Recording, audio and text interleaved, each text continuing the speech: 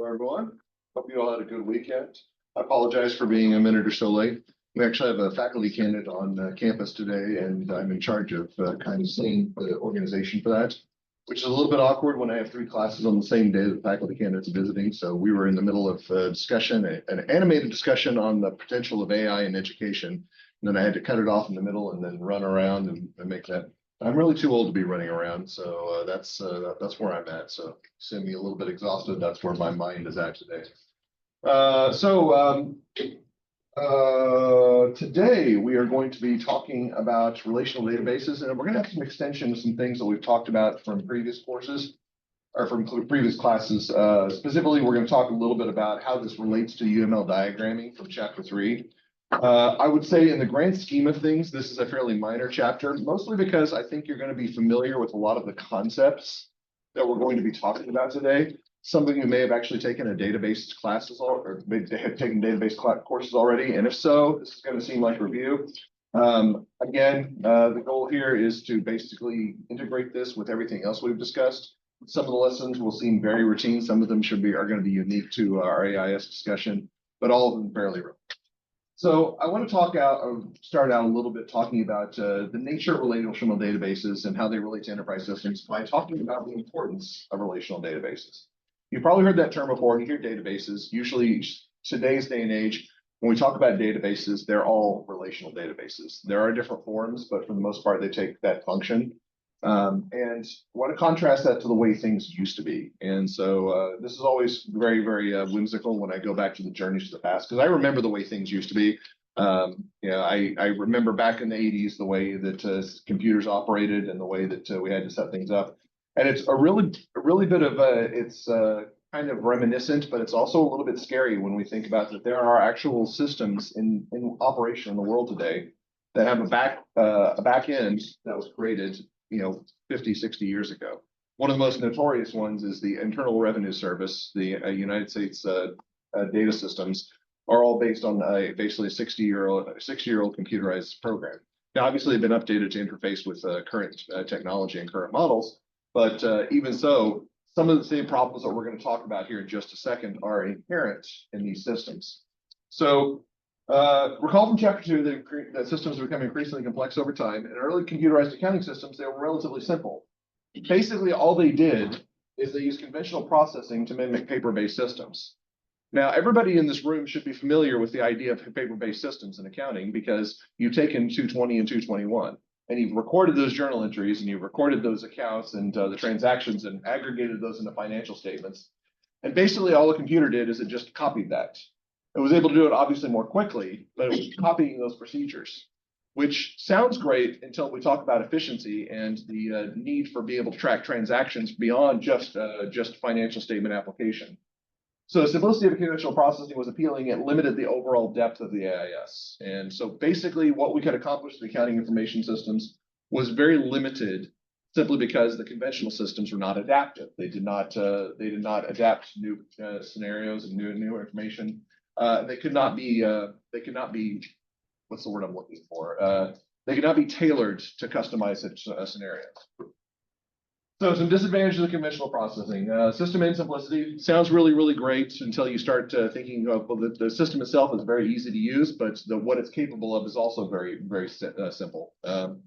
That's one reason why we have simpler systems that are in place nowadays, but they're capable of a lot more powerful tasks. That was kind of the iPad example that we talked about from chapter 2. The inflexibility of data structures. Basically, you put something in a system in a certain way, it stayed that way. You cannot change the format. It was like think of an Excel column where you have something set up as a character field in Excel. You have to enter information as character. So numeric information suddenly gets input, and you say, "Oh, this is not a character field. This is a numeric field. I'm going to just change the format in Excel." That's what we have nowadays. The way it used to be in conventional systems, if you set up a field as character, anything that went in there was recognized as a character field, and that they did not change regardless of the nature of information. The inability to query data. This one seems like a really, really small one, but this is probably one of the most important reasons why relational databases are important. So when you hear the term query, I'm sure have you all heard that term before when we talk about data and information systems? Query is effectively just a question that you are asking of the data. I will use that term a lot. We will talk about the term query, and all that it really means is query just means a question we are asking of the data. In the past, we could not do that. And now that's an oversimplification. We actually ask the question in front because we created the systems to do very specific things. But say, for example, you want to know you want to know what the vendor's address, the name of the contact of the vendor, the credit limit. These are all things that can be programmed initially into the system. But say a question comes up later that you say, all right, I would like to know what the last 5 transactions aggregated to. That's not a process that you could run within that system, which is certainly problematic. If you have new questions that come up, you would like to be able to create new queries to answer those questions.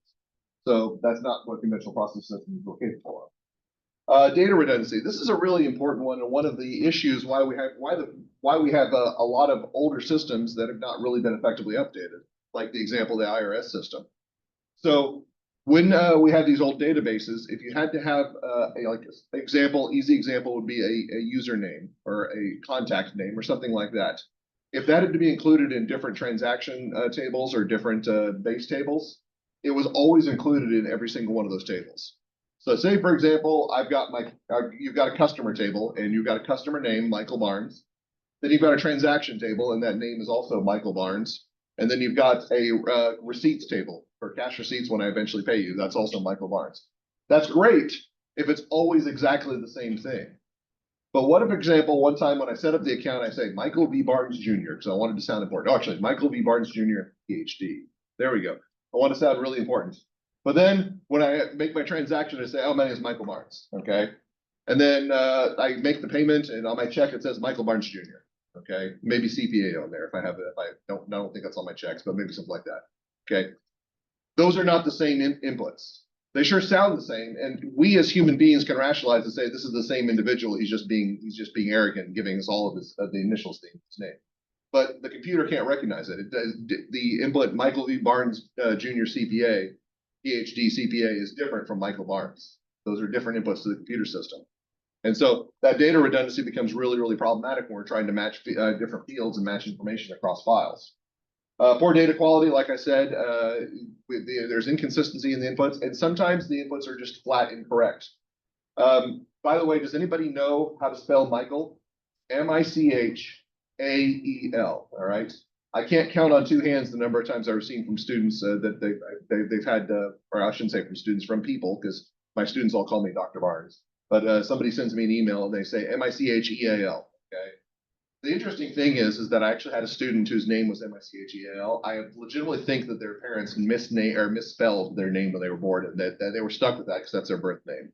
But it's a misspelling of Michael. That happens all the time in systems that would happen. I receive email or receive mailings all the time from the systems where they've got that input and they've not corrected it. What's worse is that I've actually received a few emails and a few inputs where my name is Michelle. So yeah, those are slightly different spellings, but really important to note. Okay, poor data quality, it can't be updated very effectively. And then inconsistency in data formatting, we talked about that. This is also problematic when we talk about field integrity and field types. So certainly if you have ever messed around with Excel before, you've noticed this problem, but this is certainly a bigger problem when we talk about a database system. Say, for example, you have one field that's listed as a date field. It's like, what would be today's date? 2/3/25, okay, 2/3/25. Another field in a separate table that you want to have is 2/3/2025, all right? Again, we as humans can recognize those are the same date, but a computer system, especially an antiquated system, cannot. So you have to have consistency of formatting in order to be able to match information across fields. This is certainly problematic when you have character, date, and numeric fields, all different types of fields that can also be all be present. The good news is we don't live in the past anymore, which is good because we had a lot of problems in the past, you know, and we certainly got problems today in the present, but one of those is not necessarily how the computers operate with the systems. So, and I should probably mention the last one, inefficient use of resources. Obviously, if you're putting in redundant information in multiple tables, then that's capturing additional memory that can be used for other purposes. So modern computerized accounting systems, they're rooted in database technology. And database systems operate logically similar to conventional processing system, but avoid the physical structure issues. So what does this mean is that we can create reports and we can create information that has the same logical structure as what we're looking for, but the physical storage of that information is separate meaning that it does not have the same problems as trying to be inflexible as conventional systems. So this is kind of the basic structure, and we're not going to get too much into this because, like I said, many of you have already taken database programming classes, which you have more knowledge about this. But basically, the database is where the data is stored. The database management system is a querying tool that says, what information do you want? And I will pull that from the database because I know where it's located. And then it can actually customize these queries to the application or user that's using it. All right, so this is, again, the groundwork for what we're going to be talking about with respect to relational database systems. Now, a database, at a very basic definition, is just a collection of related data for various uses. And there's three types of data models. Hierarchical data models are a little bit more traditional models where we actually have a hierarchy in which the data has one identifier and then subcategories of information below that are listed according to that detail. Hierarchy data models, they're a little bit more flexible than conventional systems, but still have some flexibility issues. Network data models, they're similar to hierarchical models, except network data models are operating on what information is contained within one area of the system, okay? They're a little bit more flexible, but still not quite as what we're looking for. Relational data models are kind of the key one that we're going to be focusing on for this course. These are actually trying to identify and define relationships between the data, and that allows us to adjust and adapt the data to whatever purposes we need. Now, relational data models, a data model stores information in the form of related two-dimensional tables, which is great news for us because we already have experience with two-dimensional tables, and we're going to continue to have experience. Now, technically speaking, I should probably be teaching this section of the course in Access. I am far more comfortable teaching in Excel. The logical constraints hold the same, although we don't necessarily think about Excel as a relational data model the way that we think about Access as a relational data model. So if you're familiar with Access, this is going to be very, very intuitive and very, very straightforward. If you're only familiar with Excel, it's still not all that difficult to understand. So let's go ahead and get into some terms and let's talk about some overall considerations before we get into the details. So relational data models allow designers and users to identify relationships where the database is created, or much later whenever new requirements of the data model are desired. So this is a really important distinction. As I said, in conventional processing systems, basically whatever you have is what you get, okay? It's like going to a restaurant and ordering from the menu and then they say no substitutions, no changes. You have to order it exactly as the menu describes. Has anybody ever been to a restaurant like that? Kind of sucks too, especially if you got food allergies. It's kind of like, well, I'd really like this, but I'm lactose intolerant. Can I take the cheese? No substitutions, no changes. All right. That's conventional processing, and that's just rude right there. That's just rude. So we talk about relational data models. Not only do they allow for adaptivity and output, but they also allow for changes in the type of input. We can actually change the structures based on the new data. So it actually is really, really nice because it allows a flexibility on both ends. So advantage of relational data models, I just said the word flexible and scalable, and just changes quickly and easily. Some examples of these type of models, SAP, Oracle, and Microsoft. Another example that we're familiar with already is NetSuite, which makes sense because NetSuite is just a functional form of Oracle. It's an online version of Oracle, very, very scaled down, but still a very, very powerful tool. They are simple. It's easy to communicate to both users and developers. So if the users desire new query tools or new information or new data, then they can communicate that to the developers, and developers can actually create those on their end. And there's reduced information redundancy. Most data only has to be recorded once. Now, note I say most data. That is not true for all pieces of data. Some data will have to be recorded multiple times, but most information most data stored, I told you I would conflate data and information at least once. That's one, okay, that's one. Most data that's recorded in the system only has to be recorded a single time. We can actually use identifiers to pull that information or pull that data. That's true. Pull that data across. I'm gonna quit counting it. It's just gonna happen. You're gonna have to accept it. All right. Pull that data and that detail across the tables that we create. So what are some components that we need to know? So this is just technical definitions with this. So the data dictionary, very, very important when we talk about database analysis. Describes the data fields in each database record, such as field description, field length, and field type, etc. Now, you're probably already familiar with this to some degree. If you look at a table in an Excel file, you can define in a very small Excel file what the columns are and what the records are supposed to represent. That being said, In the real world, it's usually not going to be 2 or 3 columns like the examples that we've been looking on in Excel Fridays. In a lot of scenarios, you're going to be looking at hundreds of columns, and if not thousands upon thousands of records. So a data dictionary helps define what detail do we need for a particular query. And it can get really outrageous, especially for really large systems, especially when they create fields that only 1 or 2 records might have an input for, but we still need to know what is that particular field supposed to be represented. The database administrator, we've already got some familiarity with this because we're taking the administrator role in NetSuite, but this is responsible for design, implementation, repair, and security of a firm's database. Now, the reason that we're taking the administrator role for NetSuite is so that we can actually see all transactions within the system. Traditionally speaking, an administrator would not perform transactional analysis. Instead, they're responsible for the maintenance and security within the system itself. So all these functions would be things that the administrator would do. They would not be an actual user within the system, even though they've got the same level of user access at all points in the system. And the database management system, we already talked about this. This is designed to manage data response to programs or users. So this is kind of interesting because users are what we would traditionally assume are going to be responsible for queries, but we can actually develop programs that interface with the database itself, with the database management system, and in response to a certain event occurring, will actually run the same query. So an example would be is that we have a sales transaction, and the sales transaction is supposed to initiate another series of functions within the database management system, saying, all right, this customer has requested that they would like to purchase from our organization. We need to do a credit check. The database management system will immediately pull up their record and see what is their credit limit, what is their existing credit, and compare and see if that would exceed that amount. That's not something that we'd have to do as a user. The program does that automatically for us. As long as we can create the program and create that query to run automatically, initiating with a new sales transaction. So here's some things that are going to seem very familiar, and there's definitely going to be some overlap with things that we've already talked about, but that's okay because that means that we reinforce it today. So entities are items, or classes in the relational database about which information is stored. And as you already know, classes are grouped into resources, events, and agents, okay? Probably more a better statement there, a more accurate statement is that entities are grouped into resources, events, or agents. Because if you remember from chapter 3, when we talked about this, we said that there are 4 types of classes. And we're actually going to take a look at an example of that here in just a little bit.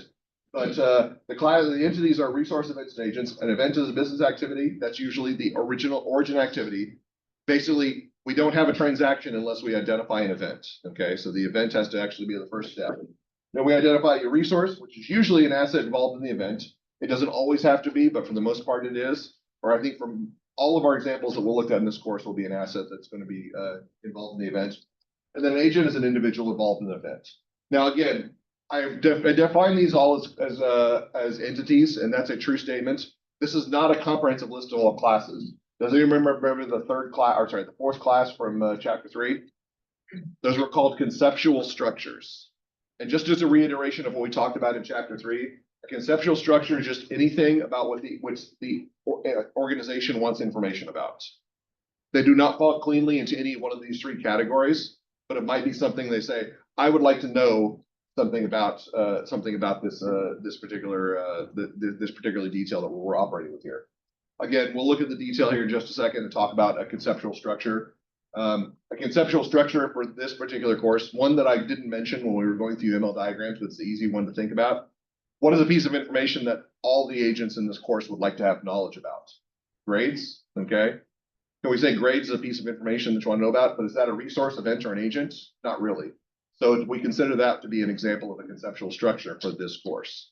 So using that kind of as a background for like the framework we've already talked about, that would be an example of conceptual structure. Attributes are characteristics, properties, or adjectives that describe entities. So when we talk about entities, entities are going to have individual observations, which we call records, okay? And you've probably seen records in a table before. Those are rows in a table, all right? Attributes are the different characteristics of each of those entities, and we generally characterize those as columns within the table, okay? So attributes as columns, records as rows, and the records are just individual observations of each entity. So say, for example, what would be the example of the entity? One of the entities in this course, that would be the students, okay? So how many different students are there in this course? I believe there's 24 students in this course. There'd be 24 different records for every single student. And in fact, there are. I can actually pull that grade book up now. I'm not going to because I don't want to share the grades with everybody, but yeah, I shouldn't say that. Everybody's doing really well so far. So that I don't want to make anybody nervous, but everybody's doing really well in the course so far. All right. So entities, examples of this would be for resources would be cash and products. Events would be sales and purchases, and agents would be customers and salespeople. These are very easy to define. Again, when we're talking about development of databases and even UML diagrams, which you'll be responsible for, this is our first step, identifying of those classes. Again, this is not comprehensive. I did not include conceptual structures in here. For the most part, you're not going to be terribly responsible for conceptual structures, but it's good to have an understanding conceptual structures still exist. As far as attributes, we have characteristics, project properties, and you'll notice that I actually put adjectives in here and I put a question mark. It's not adjectives in the grammatical sense, okay? Because product name is not an adjective, that's a noun, all right? But adjectives in more kind of a conceptual sense about something that's describing the entity that we're dealing with, okay? So characteristics, customer ID and address, properties, invoice number, date, and adjectives, product name, and price, all right? Again, take that with a grain of salt. If you're going to criticize my grammatical accuracy, that is a fair statement, okay? Because those are not adjectives, but they're defined as adjectives from a perspective of being a description of the entity. All right, so let's go ahead and get into relational databases, the structure, and then we'll start talking about how the model is set up, and we'll look at an example. So there's three main constructs that comprise a relational database. First of all is going to be the table itself. And again, this is just exactly what you think about when you think about a table. We're talking about either in Excel or in an Access or any other database program. This would be the representation of the rows and columns, the physical representation of those in there, all right? So the primary construct uses storage of rows and columns, much like a spreadsheet. Each table in a data set represents either a class or a relationship between classes. Now, this is an important distinction. As we're going to look at in our example, not every single one has to represent a class, and that is important because if we don't have a clear way to distinguish relationships between classes, then we have to create separate tables for those. Now, this is going to get back to that whole primary key issue that we talked about in chapter 3. It becomes a little bit of a mess when we don't have clear primary keys and primary keys are not available, but we still want to develop relationships. We can actually create new tables based on existing relationships between tables. Now, the column is a little more straightforward. Columns in a table are called fields that represent attributes or characteristics of the class or relationship. The way to shorthand this is to say columns are fields. And they're the same thing because you'll hear me use those interchangeably. I'll say field and I mean column, or I'll say column and I mean field. They're the same thing, but they represent attributes. Now, attributes is a very, very general term. If you were talking about attribute of yourself, you probably wouldn't say, well, my name is an attribute of yourself. That is not something that we characterize ourselves as. I say I am Michael Barnes, not my attribute is Michael Barnes. But from an Excel perspective or an Access perspective, that is how the attribute is being applied to you. Saying you are a record within this table, and an attribute of this record is your name. Okay, first name Michael, last name Barnes, middle name I'm not going to share. All right. Actually not that hard to find, but it's kind of embarrassing because it's a name that was popular back in the 1920s, okay? Which I wasn't alive back then, so it's a really, really old name, really, really old name. But I'm proud, a little bit. All right, so then rows. Rows of the table are called records, or you might hear the term tuples, okay? Tuple is just a fancy term that's used by more technological settings, technical settings, I should say. Records are tuples. Records represent all specific data values that are associated with one instance. Again, we say the entity is going to be students in this class. The records would be the 24 students that are in this class, and you represent an individual observation within this particular course. All right, so that's a way to think about that. So how do we characterize this within a table? And again, you can kind of see very, very intuitive and very, very straightforward. The records are the rows, okay? The records are tuples, okay? So you should think about those interchangeably. When we say rows, we're talking about individual records, or that term tuple, which is a fancy term. The columns are considered to be fields. And remember, column or field, whichever term we decide to use, they represent attributes of the entity that's being measured, of the entity being recorded. Or we could talk about for an individual observation. For this particular record, the attribute of this record is going to be the name of Darjeeling Madame Tom. I probably should, for sure, I butchered that name, but I did my best. And then the individual table itself is going to be the relation. okay, shows the relation between all of the records within that particular item, right? So the table itself is the relation. That's how we characterize within a relational database. Now, again, these are simplistic definitions, but these are very powerful definitions. If we have correct detail and correct information, it allows us to do very, very important detail or provide important queries that we couldn't have done in a conventional processing system. So we're going to get to do that, but we're going to revisit a few concepts really quick before we do. Okay. So relations and database, they interact via keys. And these are concepts that we talked about in chapter 3. So primary key uniquely identifies a specific row in the table. Optimally speaking, our base tables, our data tables are all going to contain at least one primary key. Okay. Usually, there's the possibility for multiple primary keys, but usually one of those is going to be our main primary key, which is a unique identifier. And the reason I mention that is because you could have incidental primary keys, because by the virtue of primary key, it has to be a unique identifier. So anything that's a unique identifier could be a primary key in a table. But the main primary key is going to be that single unique identifier. We've already talked about the example of that for this course. Everybody in this course has a primary key here at Truman State. That's your banner ID. Nobody's banner IDs are the same. If they are, that's a violation of the primary key rule. Then we have foreign keys. So it's an attribute in one table that acts as a primary key in another table. And I probably should clarify this, okay, because I'm generally going to shorthand this, and I'm going to say a foreign key is a primary key from another table. It could be a possibility that a foreign key could be a combination of primary keys as well.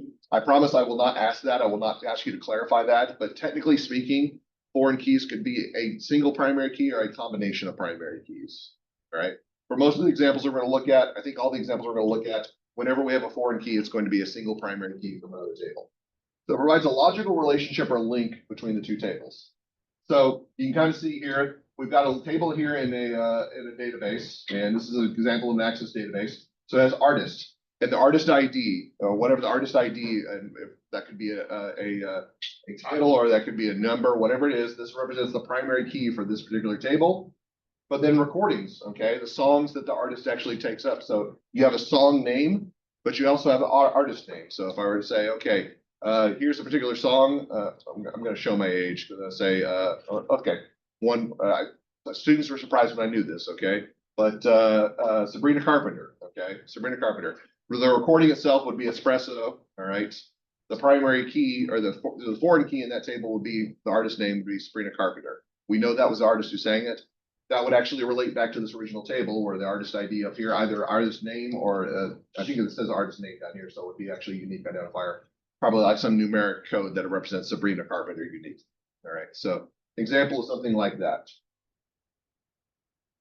So how we characterize this across tables is that we're going to use this primary key from one table as a foreign key in another table. That allows us to pull information from the original table as more identification purposes in this table. So how does that? Why is that important? Why is that so critical?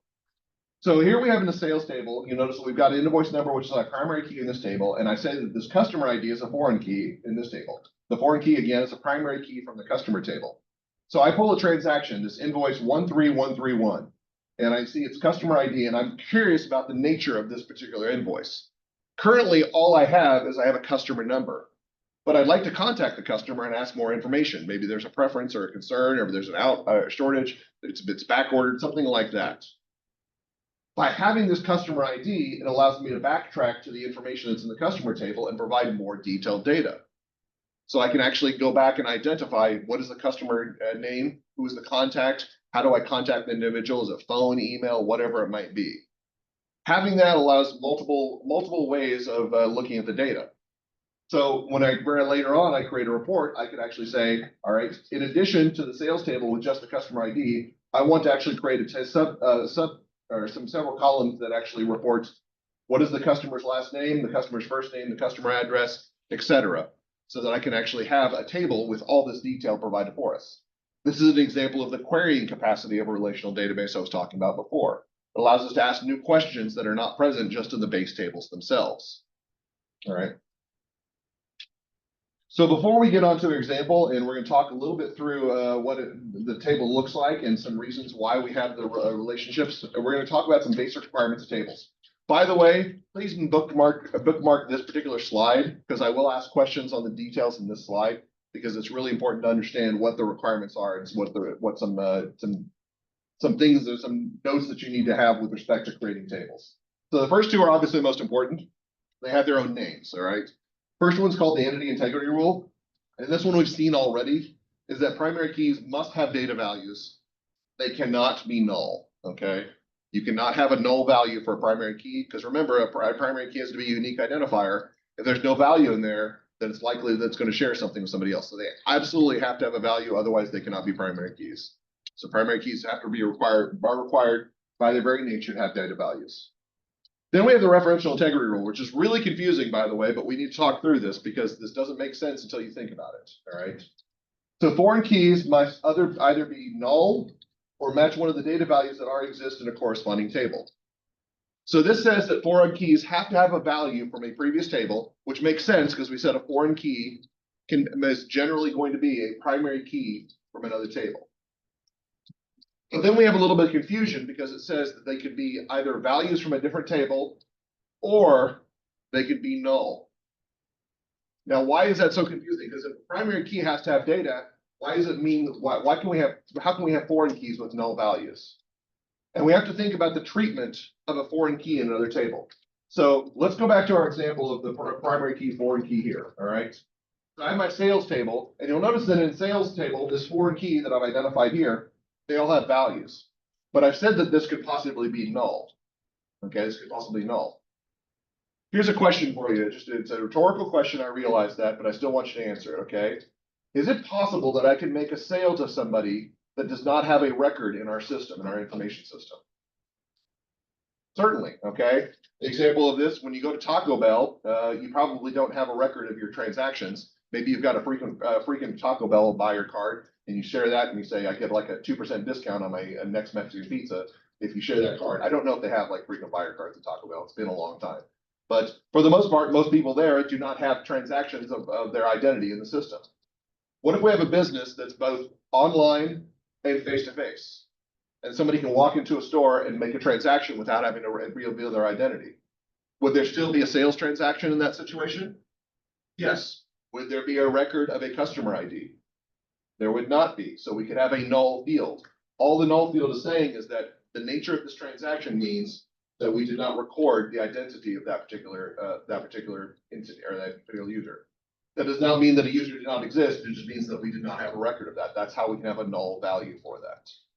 So it's a little bit confusing, but that's the referential integrity rule saying that this value in the foreign key field, it either needs to match a value from another table, a primary key from another table, or it has to be blank, given the nature of the transaction. All right, each attribute must have a unique name. So those columns all at the top, I know when you start getting into columns, especially you start getting really big tables, especially if you're using Access, you're just kind of like, all right, I'm done. I'm not naming these columns anymore. Name one, name two, field one, field two. You just kind of start defaulting to that. Trust me, I did that back when I worked in public accounting. You started getting like 100 columns and you're just kind of like, I'm so done trying to come up with a name. But it's really important to have a unique identifier for those attributes because otherwise you have overlap.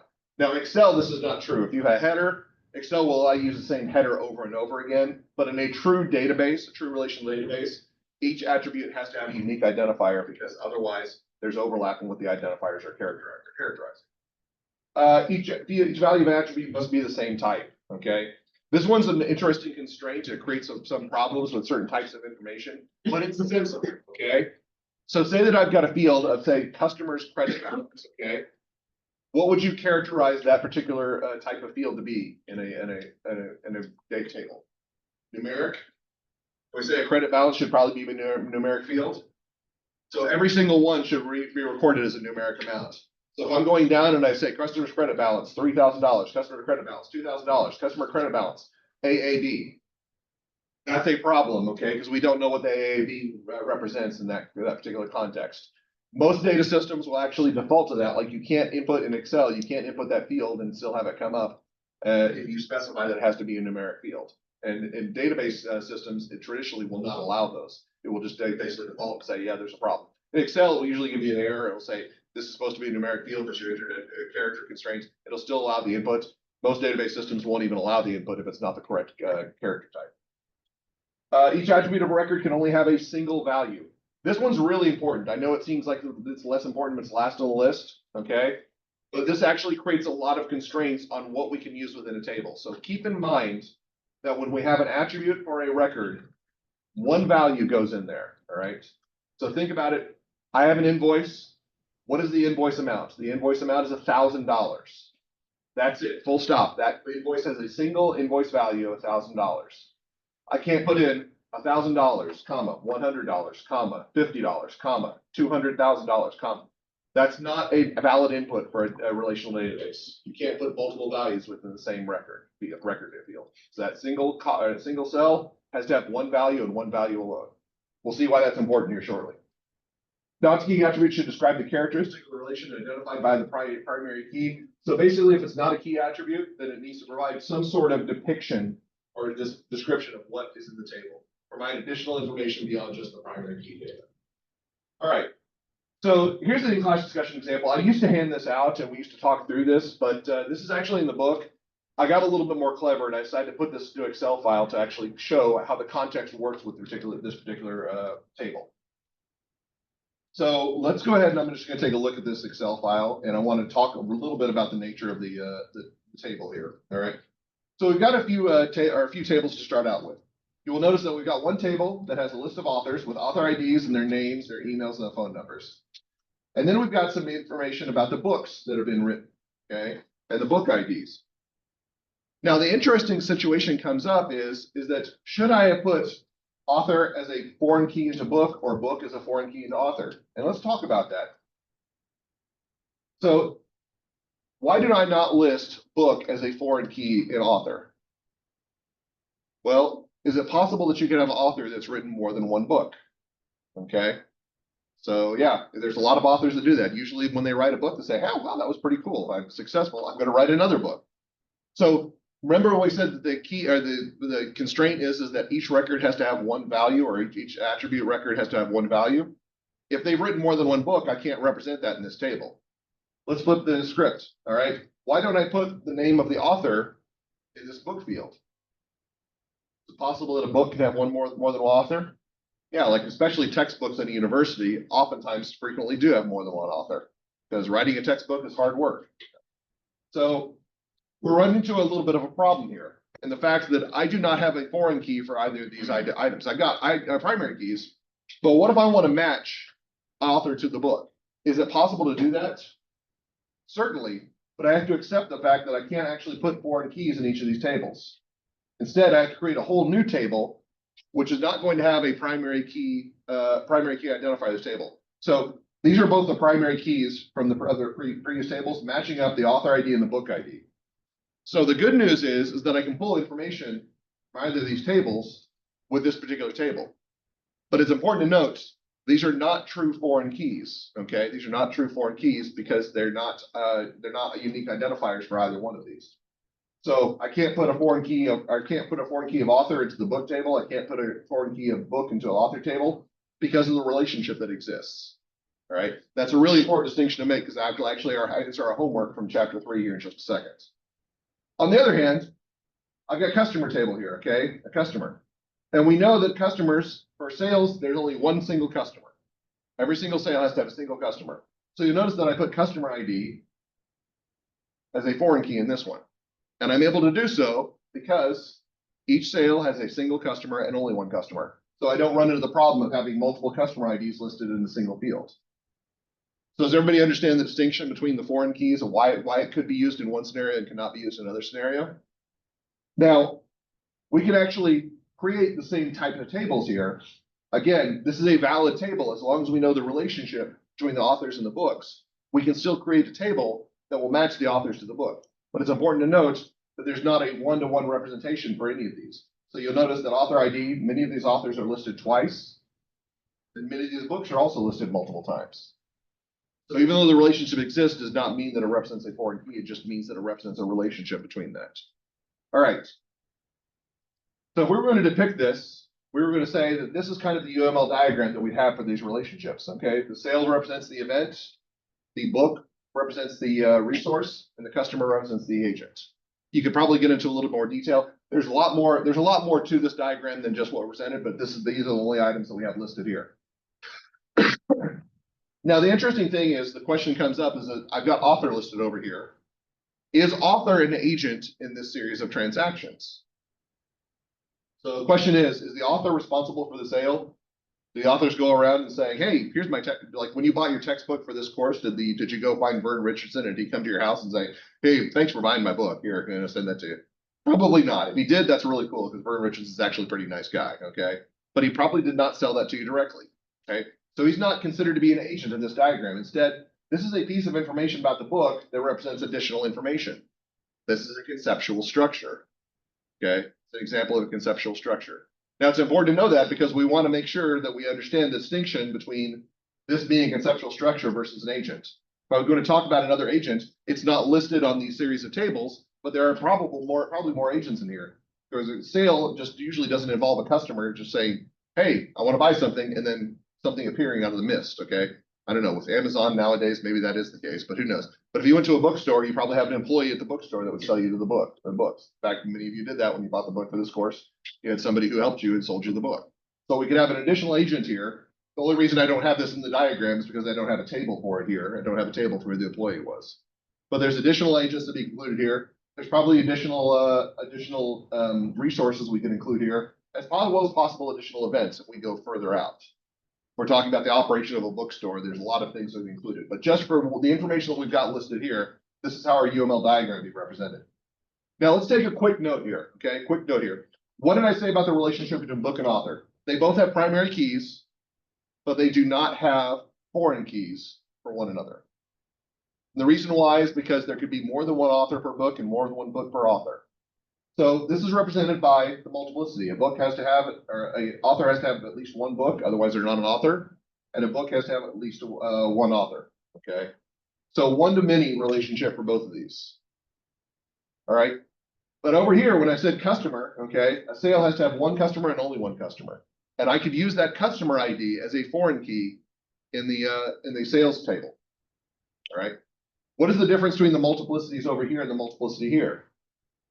So one-to-many versus a one-to-one. So what does that conclusion leave us with? Or what does that leave us with? What conclusion do we reach? That in order for a primary key to be used as a foreign key in another table, it has to have a one-to-one relationship with that table. Okay? Which is hard to understand because oftentimes when we're talking about relational databases and UML diagrams, we don't think of those two jointly. But when you think about how we actually define what a foreign key is, we have to have, at necessity, it has to have a one-to-one relationship. It is a requirement, okay, in order to be a foreign key. Now, why is that important? I'm glad you all asked because I told you I was going to come back to this last Wednesday. We were going to go back to the homework. So everybody remember the homework, and I said I would talk about these questions again. I said I gave you the answer, but I didn't have the time to talk through it because we were running so low on time. Now we've got some time to talk about it. We've got exactly 6 minutes, okay, which it won't take that long, but we still have 6 minutes to talk about that. All right. So here, what was the answer to number 16? Does anybody remember what I said the answer to 16 was? I know probably the default was many answered everyone wanted to answer C. And I said C is not right, it is A. Okay. So the primary key of stocks is a foreign key in buy-sell transaction. Okay. So a buy-sell transaction involves one stock and only one stock. That's what this multiplicity is here. So we got a one-to-one multiplicity, meaning that it can be a foreign key. Okay.